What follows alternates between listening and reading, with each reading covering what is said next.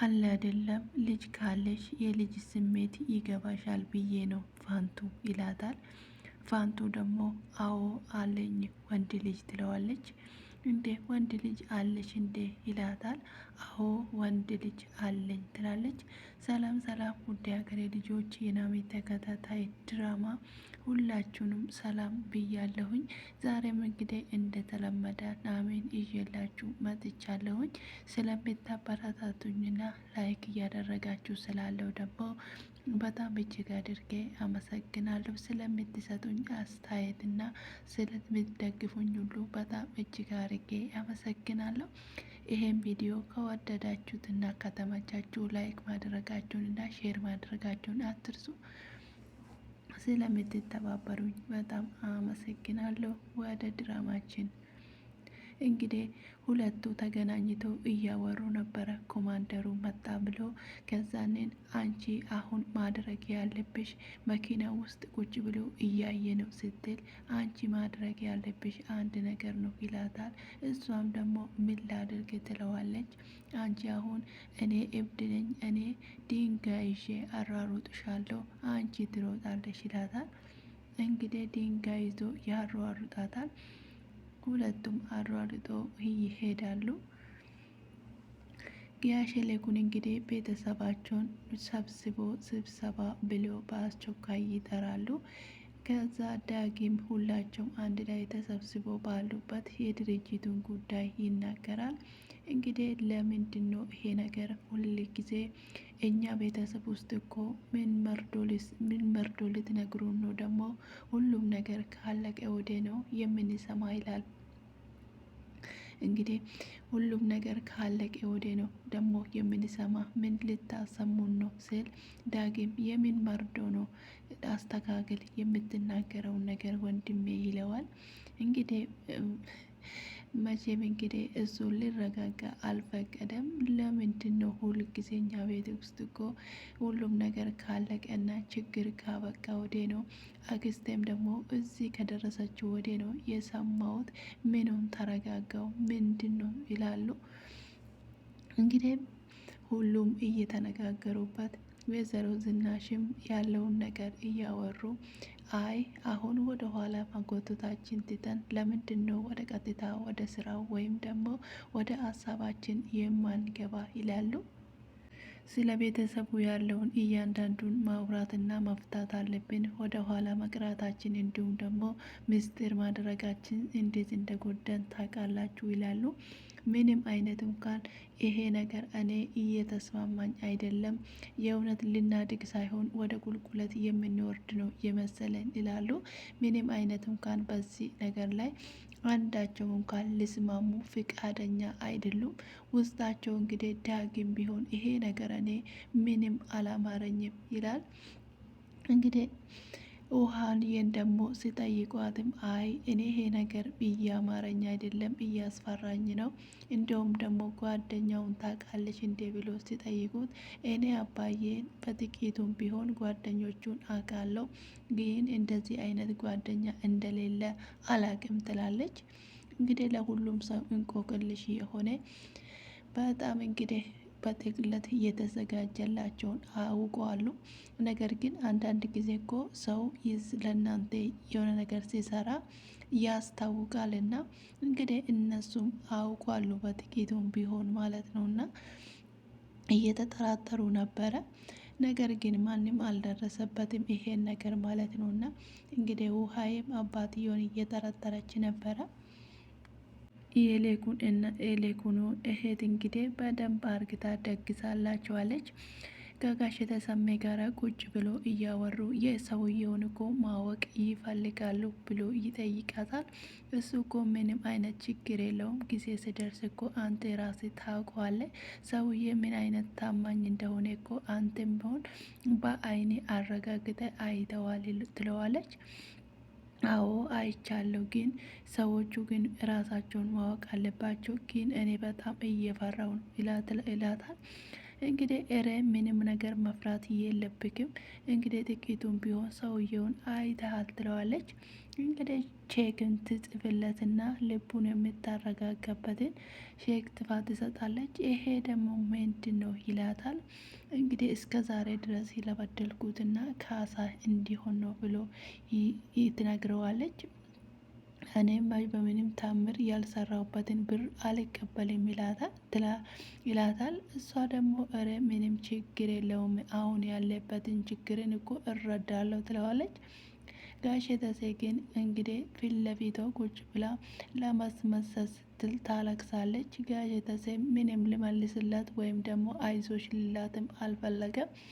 አንገቷን አቀርቅሮ እሷም እንግዲህ እንደ ማልቀስ ሆና ተውናለች ትወናውን ማለት ነው። እና የእውነት ለመናገር በጣም ትችላበታለች ትወናውን። እንግዲህ እንዴት አድርጋ ልቡን መግዛት እንደቻለችው ጋሼ ተሴ እንግዲህ ይሄን ቤተሰብ ገደል ይከታሉ ወይም ደግሞ ይሄንን ሴራ አንድ ሰው ደርሶበት ያስመልጣሉ ወይስ ጋሼ ተሴ መጨረሻቸው እስር ቤት ወይስ ከነ ቤተሰቡ ገደል መግባታቸው ወይም ደግሞ አንድ ሰው ደርሶ የሚያድን ካልሆነ በስተቀር አሁን የጀመሩት ጦርነት በጣም ከባድ እና ቤተሰቡን የሚያነቃቅል ጎዳና የሚያስወጣ ውስጥ ገብቷሉ። እንግዲህ ማን ደርሶ ያድናል? ኑሃሚን ወይም ደግሞ ዳግን ይደርሳል? ማን ይደርስበታል ትላላችሁ? ዶክተሩ እንግዲህ እናትዮ መጣ ወደ ቤት እማዬ እንኳን በሰላም መጣሽ ብሎ ሊያቅፋት ስል እዛ ቁም እንዴ ብላለች። ምን አጠፋው ደግሞ እማዬ ይላታለች። እንግያ ተወጥና እንዲሁ ኮሻ ኮስቴ የሆነችውን ሴት ከየት አምጥተ ነው ደግሞ ምን አጠፋው ትለኛለህ ትለዋለች። እማዬ እሱ እኮ ከናፍቆት በኋላ ይደርሳል። መጀመሪያ እስቲ እናውራ ይቀፍኝ ይላታል። በግድም ቢሆን እንግዲህ ዶክተሩ ያቅፋታል። እናትየው እንግዲህ ቁጭ በይ እስቲ እማዬ ይላታል። ቁጭ ይላሉ። ቆይ እኔ የምለው ከየት ነው ይቺን ልጅ ያመጣሃት ምናምን ይላታል። በጣም ጥሩ ልጅ ናት እኮ እማዬ ምናምን ይላታል። እናትየው ግን ልትስማማ አልፈለገችም። እንደውም ገጠር እንግዲህ ሌላ ሴት አዘጋጅታ እንደመጣችው መርዶ ትነግረዋለች። ዶክተሩ እንዴት ልማየ ሳትነግሪኝ እንዴት ታደርገዋለሽ እንደዚህ አይነት ይላታል። እንግዲህ እናትየው ምንም መልስ አልመለሰችለትም። አዎ ልጅቷ በጣም ጥሩ ናት፣ ወርቅ የሆነች ጨዋ የሆነች እንደ ኮከብ ነው የምታበራ ይላሉ። እንግዲህ ዶክተሩ በጣም ተደናግጠው እማዬ ያደረሽው ነገር ጥሩ ነገር አይደለም ብሎ አንገቱን አቀርቅሮ ዝም ይላል። ጩናና ድርቶ ተገናኝተው አንድ ላይ ቆመው እያወሩ ቆይ አንቺ አምራን ለዚች ብለሽ አሁን ልታፈገፍጊ ነው? እናትዮ እኮ አንገበገበችኝ ትላታለች። እንግዲህ መንገበገበችኝ ብላ ስትነግራት ዶክተሩ እኮ ያደረገ ብዙ ነገር ነው፣ አንቺ ግን ለዚች ብለሽ ወደኋላ ማፈግፈግ የለብሽም ትላታለች። አምራን ደግሞ አልቻልኩም ታዲያ ምን ላድርግ ትያለሽ ይላታል። ሰውዬ እኮ የውሸትን ቢሆን እኮ አፈቅርሻለሁ ፍቅረኛ ይሁኝ ያለሽ እኮ ከውስጡ የሆነ ነገር ስላለ ነው ትላታለች። እንደ ጩና ምን አድርጊ ነው የምትይኝ? እስቲ ምን ላድርግ ትላታለች። እንግዲህ ሚክሩንም እስቲ ቢሆንም ሚከርኝ ትላታለች። ለምንድን ነው ግን የእውነተኛ ፍቅር እንዳለ ለምን አትነግሪውም? ለምን ነቃነቃቴም ለምን አጠቃለሉም ትላታለች። ጩና ደግሞ እኔ በዚህ ሰዓት ቁም ነገር እያወራው አንቺ ትቀልጃለሽ እንዴት ትላለች አምራን። አይ እየቀለድኩኝ አይደለም የእውነት ከዚህ በኋላ ለምን እንደዛ አታደርግም? እንደ ምንድን ነው እንደ ድንግል የሚያጫውትሽ ትላለች። አምራን እንደውም ስለ ድንግል ካመጣሽ እኮ እናታቸው የጠየቀችኝ የመጀመሪያው ድንግል ነሽ እንዴ ብላ ነበረ የጠየቀች ነው ያለቻት። ከዛ ደግሞ ጩና ምን ችግር አለው ታዲያ? አዎ ድንግል ነኝ አትያትም ነበር እንዴ? ይሄ እኮ በጣም ትልቅ ውሸት ነው፣ እንዴት እንደዚህ ይላታለሁ ትላለች አምራን። እንዴ ምን ችግር አለው? እና የውሸትም ቢሆን እኮ እጮኛ ሆነሽ የለም እንዴ አለቻት። እና አያይ ቢሆንም አለቻት። እና እሳቸው ግን እንደዛ ስሉ እሱ ድንገል ነው ብለሽ አትጠይቁም ነበር አለች። እንግዲህ አሮጊቷ ከባድ ናት ሲጀመር። ሲወሰድ ካላየው በስተቀር አላምንም ነው የምትለው። አይቻል በዚህ ጋር አልቻልኩም በሳቅ። እንግዲህ በተለይ እናቶች እንደዚህ አይነት ነገር ሲኖር በጣም ከባድ ነው እውነት ለመናገር እና ጋብቻ አለፍላጎት ሲሆን እንግዲህ በጣም ይከብዳል ብዬ አስባለሁ። እኔ እውነት ለመናገር አንድ ጊዜ በዚህ ታሪክ ላይ ቆሜ ለማውራት የፈለግኩት አንድ ጊዜ እኔንም እንደዚህ እናቴ ለአንድ ሰው ልትድረኝ ነበር የእውነት ማለት ነው። እና ከዛ ግን እኔ ሰውየውን አላቀው ቅርብ ጊዜ ነው ይሄ የሆነውና እናቶቻችን ለኛ ያሉት ክብር ለማሳየት ነው። የድሮ ወግ ነው የሚሻለው። የአሁኑ እንግዲህ ነገ ጠዋት ጥላቸው ይሄዳሉ ብሎ ስለሚያስቡ ነው። ማዘሬም አንቺ የከተማ ዱርዬ ማግባት የለብሽምና እኔ ራሴ ነው የሚድርሽ ብላ ነበረ። እና እኔን ሊድሩኝ ነበረ እንደ አምራን ከባሌ ሊቀሙኝ ነበረ። እና አንዳንድ ጊዜ የሚያጋጥም ነው። በድራማ ማለት የቤታችን ውስጥ ያለውን አውጥቶ የሚናገር ነው ሌላችሁ ፈልጌ ነው ማለት ነው። እና እናንተስ እንደዚህ አይነት አጋጥሟችኋል? ቤተሰቦቻችሁ እናንተ የከተማ ዱርዬ አታገቡ እኛ ራሳችን ነው የምንድራችሁ ብሎ አላላችሁም? እንደዚህ አይነት አላጋጠማችሁም ወይ ልላለው። ያጋጠመ ሰው ቢኖር በኮመንቱ ላይ ያስቀምጥልኝ። ኮማንደሩና ፖሊሱ አንድ ላይ ተገናኝቶ ሰላም እንዴት ናት? እንግዲህ የመጣሁት ለአንድ ጉዳይ ነው ይላል። እሺ ግባ፣ ምን ነበረ? እየሰማው ነው፣ ቀጥል ይላል። አንድ የስልክ ጥጂ ነበረ እሱን ባሰሞት ብሎ ይነግረዋል። እንግዲህ ኮማንደሩ በጣም ይደነግጣል። ከዛንን አንተ ቆይ ምን ልሰራ? የሲምባን ኬዝ የያዘው ሌላ ሰው ነበረ፣ ለምንድነው የሲምባን ኬዝ የያዝከው ብሎ ይጠይቀዋል። አሁን ስለ እሱ እንተውና ስለ ህግና ወይም ደግሞ ስለ ፍትህ ነው ሲናወራ ሊያወራ የመጣሁት እንጂ ስለዚህ ሊያወራ አይደለም የመጣው ይላል ኮማንደሩ። እሺ እንግዲህ ቀጥል ብሎ ይጠይቀዋል። ይሄንን የቅጂ ስልክ ከየት ነው ያመጣው? የኮማንደሩ ጥያቄ ነው። እንግዲህ ዳጊ ልጁ ነው አይደለም? የሲምባና ልጁ በድብቅ ይገናኛሉ ብሎ ይጠይቀዋል። እንግዲህ አንተ ደግሞ ወንጀለኛ እየረዳህ ነው፣ ስለዚህ መጠየቅ አለብህ። ይሄ እኮ ከስራ እንደሚያባርር አታውቅም ወይ ብሎ ይጠይቀዋል። እንግዲህ መርማሪው ምንም አላለውም። ዝምልና ይቅርታ ኮማንደር፣ ይሄንን አውቃለሁ፣ እኔ ግን ፊት ለማገኘት ነው ይሄንን የማደርገው ይለዋል። ከዚህ በኋላ ይሄንን እንደዚህ አይነት ውሸት እና አልፈልግም። እንግዲህ ሰውዬ እንደሆነ በጣም ወንጀለኛና አደገኛ ነው። አንተ ደግሞ ወንጀለኛን እየተባበርክ ነው ይለዋል። እኔ ወንጀልን እየተባበርኩ አይደለም፣ እውነት ለማውጣት እየሮጥኩ ነው ይለዋል። እንግዲህ በዚህም እያለ ኮማንደሩ ይሄንን በምንም ታምር ይለዋል። ከዚህ በኋላ እዚህ ነገር ውስጥ ውጣ፣ ድጋሜ እንደዚህ ውስጥ እንዳትገባ ብሎ ያባርረዋል። ቹናና ዳጊ አንድ ላይ ተገናኝቶ መቼ ነው ስራ የምታገኝልኝ? መቼ ነው ታዲያ አንተን የሚጋብዘው ይለዋል። እና እንዴት ነው ብሎ ይጠይቃል።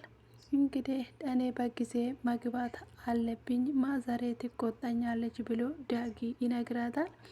ጩና እረ በጣም አሳከኝ፣ የመጀመሪያ ጊዜ ነው ወንድ ልጅ እናቴ ትቆጣኛለች ብሎ ሲያወሩ የሚሰማ ይላል።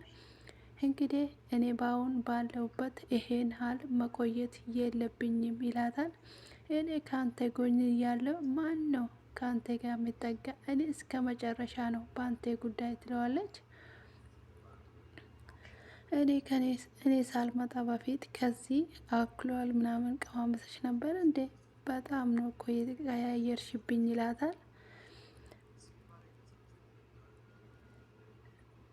እንግዲህ እንደዛ እያለ እያወሩ ምንም አይነት ነገር እኔ ያልጠጣው ትለዋለች።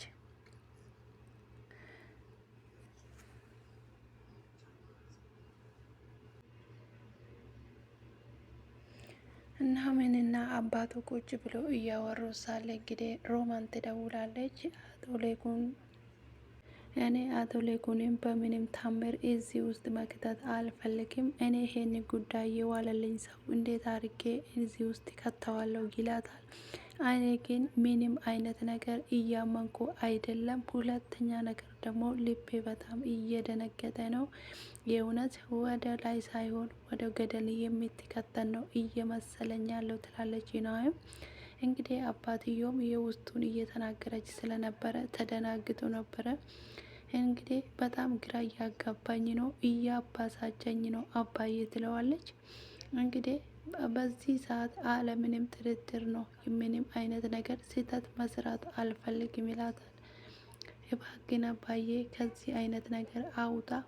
እኔን አባዬ ከዚህ በኋላ እንደዚህ አይነት ድጋሜ ስህተት እንዳይፈጠር አልፈለግም።